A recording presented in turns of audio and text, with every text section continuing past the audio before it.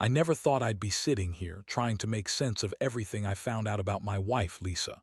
We've been married for 10 years, got a pretty decent life, good jobs, a nice house, a kid we both adore. On the surface, everything looked normal. But lately, I'd started noticing small things that didn't add up. Lisa's been more irritable, snapping at me over nothing, giving off this weird vibe like she was hiding something. She'd come home late from work more often, making up excuses about meetings or work emergencies, which I initially bought. But I could tell she was lying. There was this glassy look in her eyes like she was always somewhere else, not really with me or the family. And it wasn't just her mood. Her phone started acting up, more password protection, deleting texts, hiding apps. She'd leave her phone around, but I'd catch her sneaking quick glances at it whenever she thought I wasn't looking. Honestly, I was just a little annoyed at first, wondering what she was hiding. But then came the real shocker, something that shattered all my assumptions about our life and trust. It happened last Saturday. I was cleaning out the garage when I stumbled across her phone on the kitchen counter, left unattended. Normally, I wouldn't touch her stuff, but I was curious, and honestly, I was starting to feel suspicious. I picked it up, and the recent calls and messages caught my eye. There was a string of texts from someone named Jake. The name immediately seemed familiar, but I couldn't remember why. I scrolled further, and my stomach dropped. The texts weren't just friendly banter, they were flirtatious, suggestive. And then I saw the time stamps, late evenings after hours. Then there were the photos she took with her phone, pictures that showed her in a dimly lit office, looking far too comfortable with her head thrown back, laughing, touching her hair in a way she never did around me. The address on the messages, the details, the way she talked about spending time after hours and keeping this secret, all pointed to something much more serious. I looked at the dates, and I realized it wasn't just a one-time thing. This had been going on for weeks. My mind started racing. How could she hide this from me? Her whole act about being so busy with work was just a cover-up. The woman I married, the woman I trusted with everything, she was sneaking around, lying, cheating. And not just with some random guy. No, she was cheating with our son's high school principal. That's right, the guy responsible for his education, the man supposed to be a role model. I knew the principal, Thomas, well enough.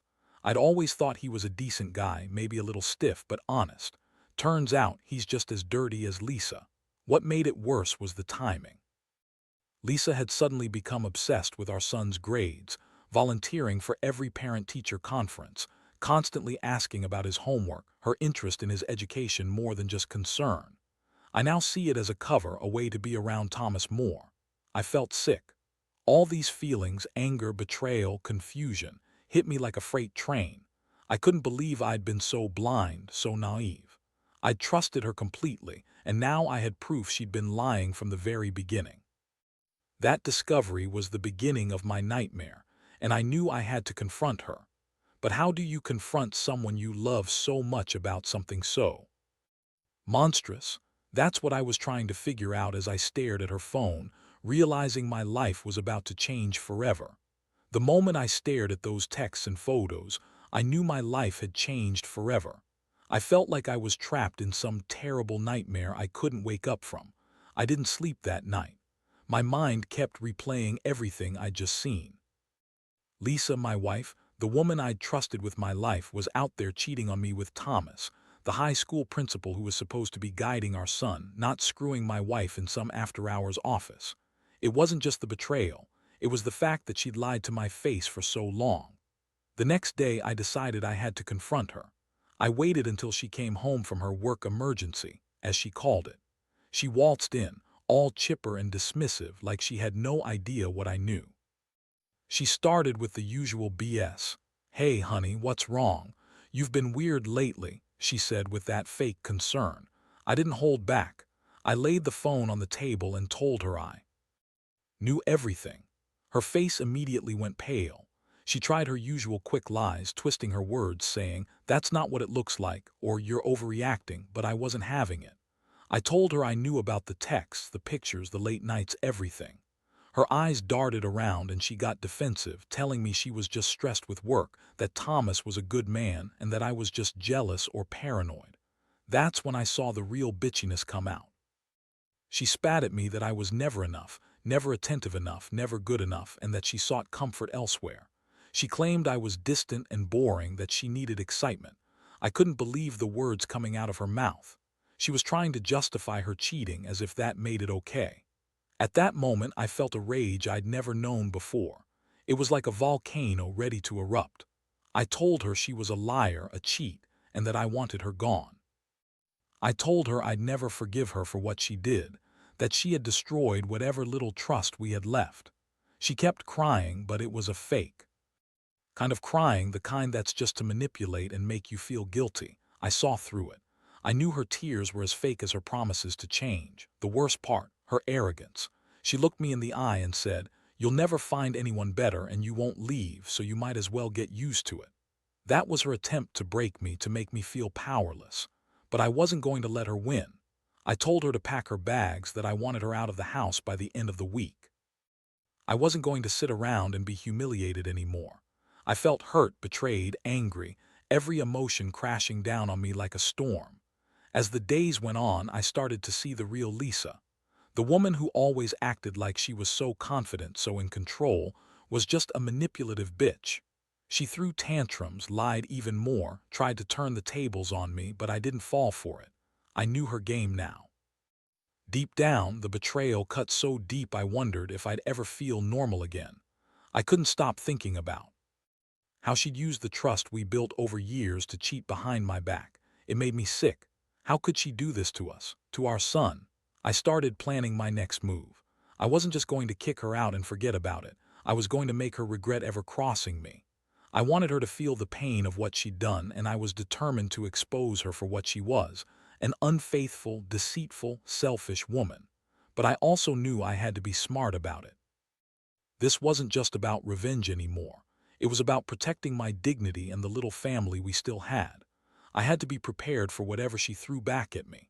That's when I decided I'd gather more evidence, confront her again with everything, and then figure out what's next. The betrayal had opened my eyes, and I wasn't going down without a fight. Over the next few days, I threw myself into gathering more evidence. I couldn't let her keep spinning her lies, not after what I'd seen. I kept her phone when she wasn't looking, checked her email, and set up a hidden camera in the living room, just in case she tried to lie her way out of this again. I felt like a James Bond villain, but honestly, I didn't care. I just wanted the truth. The more I delved into her secret life, the angrier I got.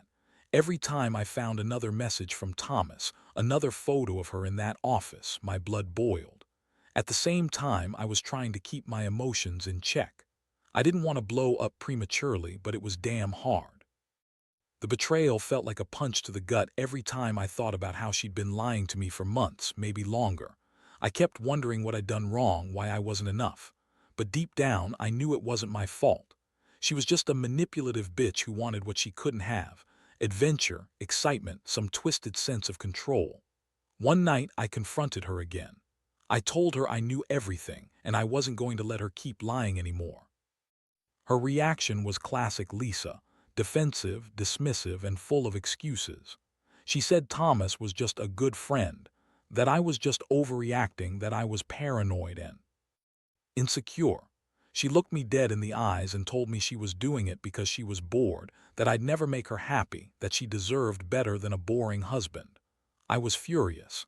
I told her I'd had enough of her bullshit and I was done playing nice.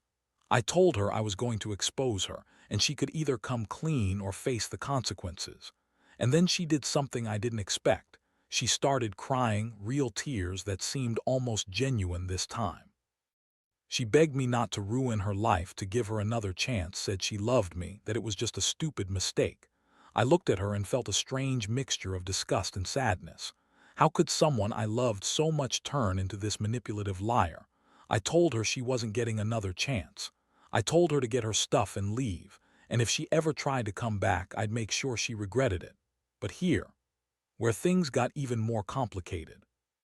That same night, I found out from my son, Jake, that Lisa had been acting weird at school, overly anxious and avoiding his questions about her whereabouts.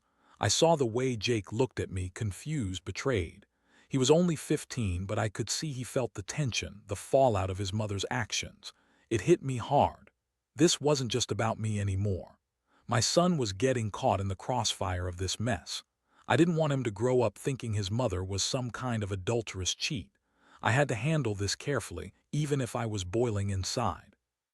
The next day I sat Jake down, told him I loved him, and explained that sometimes grown-ups make mistakes, but that Daddy would always protect him and do what's right.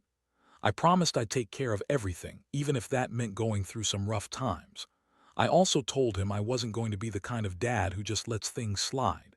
He nodded, looking like he was trying to hold back his feelings, and I knew I had to be strong for both of us. Meanwhile, Lisa was getting more desperate. She started throwing tantrums, yelling that I was ruining her life, accusing me of overreacting. The more she denied everything, the angrier I got. I knew her game now. She was trying to manipulate the situation, spin her lies, act innocent, but I wasn't buying it. The evidence was irrefutable. This wasn't some misunderstanding. This was outright cheating with someone who was supposed to be a trusted authority figure in our son's life. She kept insisting she loved me, that she was sorry, but honestly, her apology sounded hollow. I had been naive, blinded by love, but that was over. I realized I had to protect myself and my son from her destruction. I couldn't let her drag us down with her lies and betrayal. I was starting to think about what my future looked like, whether I should fight for this marriage or just cut my losses. But for now, I knew one thing. I had enough proof to confront her properly and make her face the consequences of her actions, and I was going to do just that. The day I finally decided to confront her with everything, I felt like I had been holding a grenade inside my chest. It was time. No more hiding, no more pretending I didn't know. I set up a quiet moment, told her I wanted to talk seriously this time, and she was already on edge. She knew I wasn't stupid anymore. Her face was a mix of defiance and nervousness, like she thought she could bluff her way out of it. Honestly, I don't think she believed I had the full story yet. When I started laying out all the evidence, screenshots of the texts, the photos, the timestamps, I saw her try to dismiss it, her lips trembling. She kept insisting that it was nothing, just a stupid mistake, that Thomas was just a friend, that I was overreacting. She even went as far as to say I was insecure and that I should trust her. Trust her. After all the lies she'd told, after seeing her with Thomas in those pictures, I couldn't believe she still had the nerve to deny it. I told her I wasn't stupid, that I saw everything, that those messages weren't just friendly talk, they were flirtatious, suggestive, and downright inappropriate. I told her I knew she'd been sneaking around, lying, betraying me behind my back for months. Her eyes flicked around, and then she started flipping her story. She said she was lonely, that Thomas took advantage of her, that it didn't mean anything. She even tried to guilt-trip me, saying I didn't give her enough attention anymore, that I was a terrible husband and father. That's when I snapped. I told her she was a lying, manipulative bitch, that I was done listening to her bullshit. I told her she had broken everything we built, that I'd never forgive her, and that she better pack her shit and get out that same night. Her face twisted with anger and even more fake tears. She spat back that she still loved me, that she was sorry, that she'd never do it again. I looked her dead in the eyes and said, "You're sorry now, huh? Well, it's too late for sorry, Lisa." Seeing her like that, so desperate, so dishonest, made me realize how much she had played me. For years, I'd been the one working hard, trying to keep our family afloat, while she was out there cheating on me, sneaking around with Thomas after hours, pretending to care about our son while she was secretly in his office. It was like a punch to the gut every time I thought about how much she'd lied, how she'd manipulated everyone around her. I told her I'd be calling an attorney, that I wanted her gone by the weekend, and that I was going to make sure she never pulled this stunt again. I felt a strange mix of relief and overwhelming sadness. Relief that I finally had the truth, but sadness for what I'd lost. My wife, my trust, the image of the family I thought we had. I never thought I'd be here, giving her an ultimatum, knowing full well she'd been screwing around with our son's principal. It all seemed so surreal, like a bad dream I couldn't wake up from. While she was storming out, cursing and crying, I found myself staring at her empty spot in the house, feeling this hollow ache inside. I'd been so naive, so trusting, and now I was left with this bitter taste of betrayal. Even though I was angry, a part of me still felt stupid for not seeing it sooner. But I knew I had to hold it together. This wasn't just about revenge or justice anymore. It was about protecting what little was left of the life I'd worked so hard for. I kept thinking about my son, Jake, and how this would affect him. I promised myself I'd do whatever it took to shield him from this chaos and make sure he felt safe, even if the truth about his mother was painful to swallow. After she left that night, I was alone in the house, and the silence hit me harder than I expected. It was deafening. The house suddenly felt huge and cold, like I'd lost a part of myself along with her. I sat on the couch, staring at the spot where she'd been just hours before, trying to process everything. The anger was still there, simmering just beneath the surface, but so was this overwhelming sense of betrayal. I kept thinking about all the times she lied to me, the late nights, the fake smiles, her secret calls with Thomas. She'd been living a double life and I'd been blind to it. I knew I had to act fast. I called a lawyer first thing the next morning. Had to get the ball rolling on a divorce. I wasn't interested in playing the let's work it out game anymore. I just wanted to protect myself and Jake. But even as I made those arrangements, I could shake this gnawing feeling inside, this mixture of heartbreak and rage. How could she do this? How could she betray our family so completely? And what about our son? How do I explain all this to him? Meanwhile, Lisa kept trying to contact me through texts and calls, but I blocked her number. I didn't want to hear her lies anymore. She kept crying about how much she loved me, how she was sorry, how she'd do anything to fix this. But I knew better. Her words were empty. She lied too many times. I wasn't going to fall for her manipulations again. I was done with her bullshit. In the days that followed, I focused on our son. I made sure Jake felt safe, kept the routine normal, and didn't let him see how broken I felt inside. I wanted him to know that even though his mother was a terrible person, I would always be there for him. That was my priority now. I also started to think about what I'd do next. I knew I couldn't just walk away from a relationship that had been built on lies. I deserved better, and I was determined to rebuild my life from the ground up. The hardest part was confronting the reality that my wife, someone I once loved and trusted, was capable of such deception. It hurt so much I couldn't even put it into words. I kept asking myself, did I miss signs? Was I blind, or was she just a bitch all along? The truth was, I felt like a fool. For years, I'd believed we had a solid marriage, that we were partners. Now I saw how naive I had been. She was a manipulative, selfish woman who didn't care about anyone but herself. As the days turned into a week, I moved out some of her stuff, gave her a deadline to be gone. I felt no joy in kicking her out, but I knew it was necessary. I wanted her gone from our lives so I could start healing and protecting my son from her poisonous influence. I spent a lot of time alone, thinking about what this meant for me, for Jake, for the future I hadn't wanted to face until now. In the middle of all this chaos, I also knew I had to be smart about how I handled her. She was a liar, a manipulator, and she'd probably try to turn things against me or come back with more lies. I decided to keep quiet publicly, focus on legal routes, and let her dig her own grave. But I also felt a strange sense of freedom. For the first time in years, I was finally seeing her for who she really was, someone I could never trust again. That realization was both painful and oddly liberating. I knew the road to recovery wouldn't be easy, but I was determined to get through it. The betrayal had opened my eyes, and I wasn't going to let her ruin me. Not anymore. Looking back now, I realize how much this whole experience has changed me. The worst betrayal of my life, an act that shattered my trust and almost destroyed my sense of stability, turned out to be a brutal wake-up call. I'd spent years trusting Lisa, believing we had a solid marriage, believing she was the woman I was supposed to grow old with. But the truth was, she was never what I thought she was. She was selfish, manipulative, and willing to destroy everything we built just for some fleeting thrill. With Thomas, it's hard to accept that someone you loved so deeply could be so completely dishonest. The aftermath has been a roller coaster. I went from heartbreak to rage, then to a quiet resolve to rebuild my life and protect my son from any residual damage. I'm still healing, still trying to piece everything back together, but I know one thing for sure.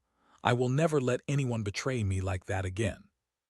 My trust has to be earned, and I'll be more cautious, more guarded, because I've learned how fragile even the strongest relationships can be when betrayal is involved.